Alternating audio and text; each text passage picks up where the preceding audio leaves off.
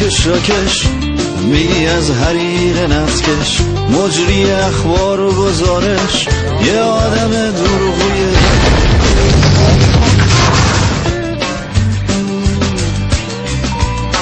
یه برنامه واسه جوونی، روزتن سبز آسمونی، قدر میکروفونو میدونی، عشق نیا های بچه.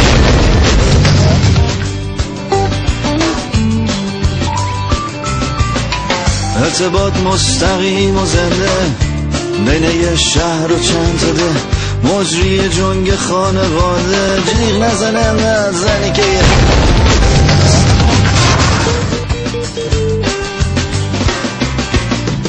از زیر چشم هم دیگر رو میپاییدن، چیزای رئیساشونو میمادن، با صداشون روحمونو ساییدن، با دروغاشون اعصابمونو.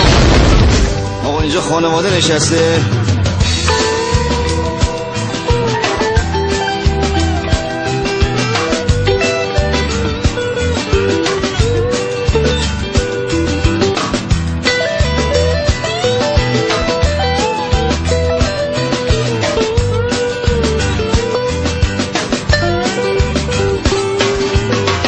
دکورای جلف و پر از گل، گلای گلایل و سنبول، کلاغ با ادای بلبل، اینا را کجا گیر آوردن یه مشت.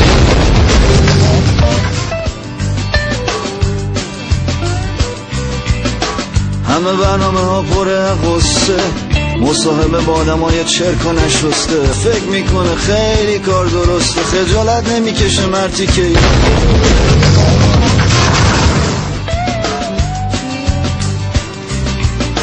کتای قهوه‌ای، خنده های لوس، مجری های بیمنی و چاپلوس، میگه همه دزدن بقیه جاسوس، لعنت به هر چی آدمه. صلوات حافظ آقا.